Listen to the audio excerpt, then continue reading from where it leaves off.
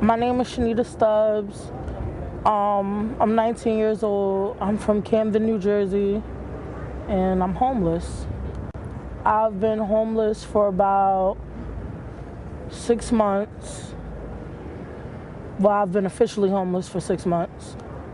My mom kicked me out when I was 17, and I've just been on my own ever since.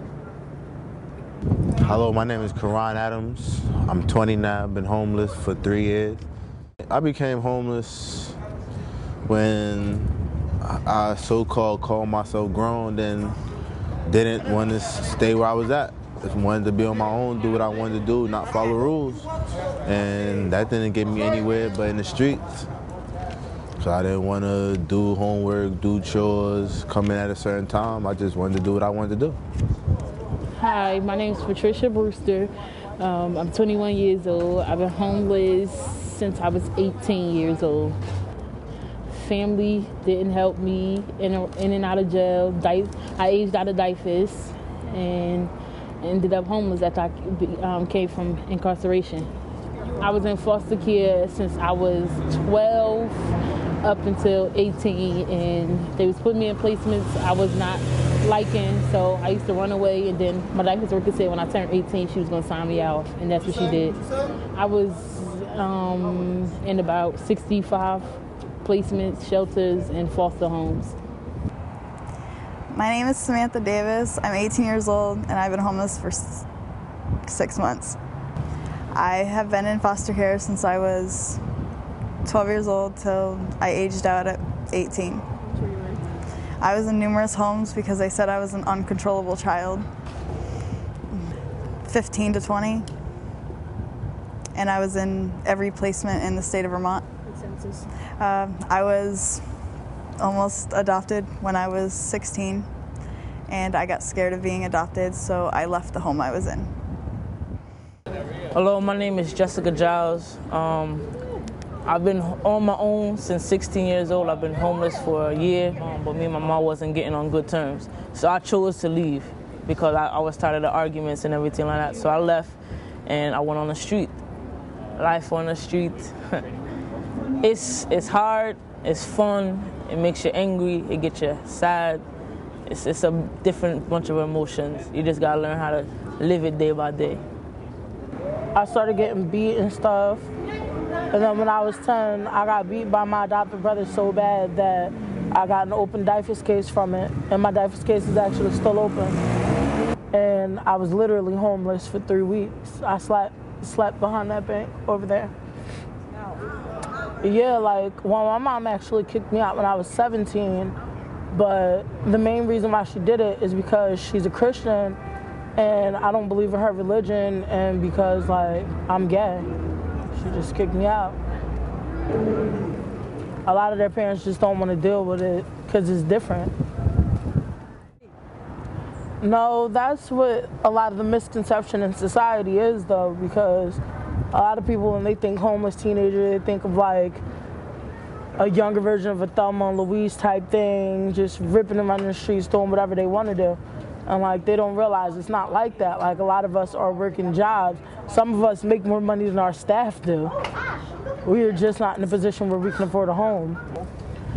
We're homeless because it's not easy to just start on your own. Like, a lot of people don't have to just start from literally nothing to not a dime in their pocket to making it into an apartment and having a nice house. Like, a lot of people, you know, they live with their parents until they're out of college and then go get these jobs, whereas we have to work to survive and go to school so we can get the education to have better jobs, so we can really be like the middle class of our society.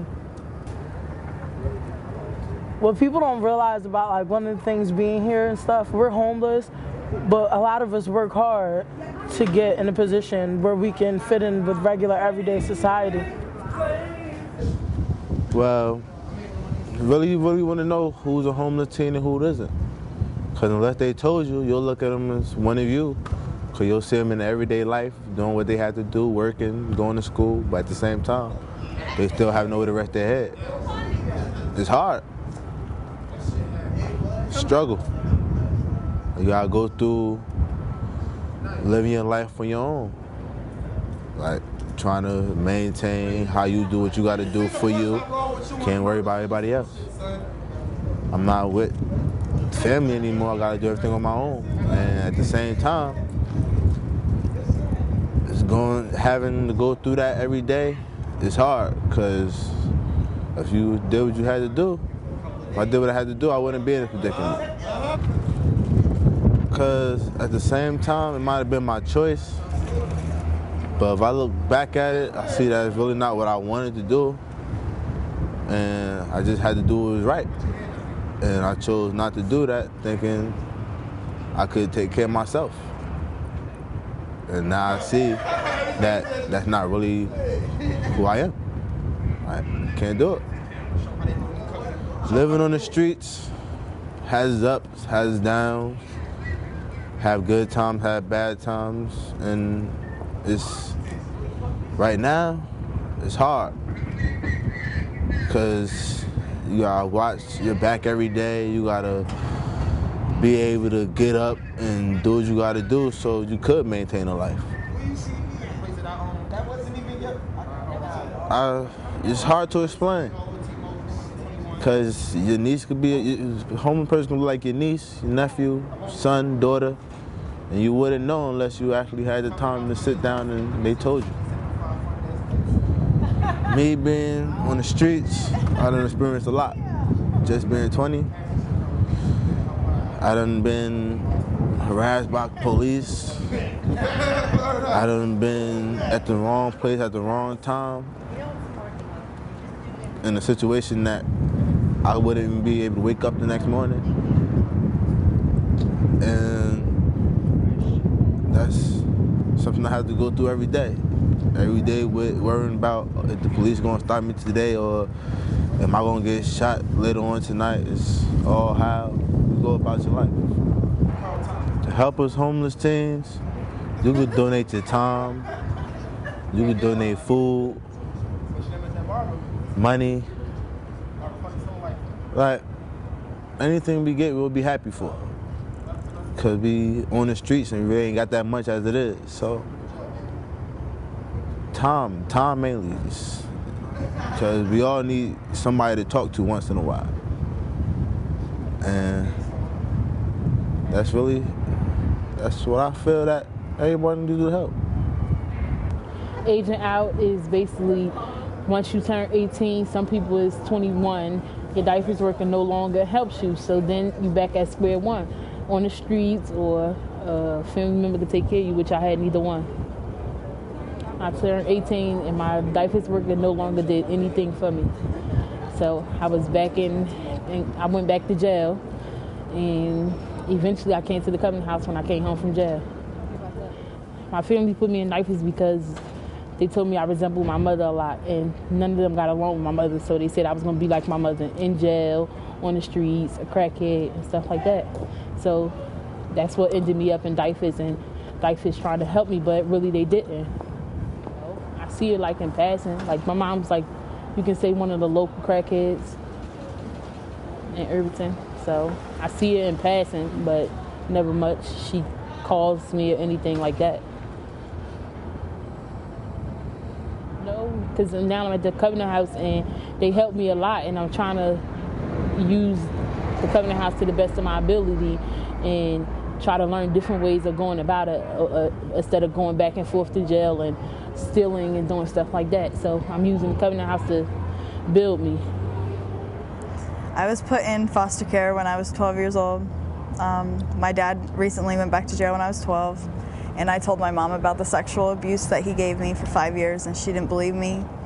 I started to get uncontrollable, so she had sheriffs pick me up and put me in DCF custody that day. Pretty much, I went from foster care to the streets. My mom wouldn't take me back in. My dad went back to jail. He's been in and out of jail my whole life, 18 years. So I'm pretty much used to having to deal with having no one there. Everybody needs a shot. I think that everybody deserves another chance.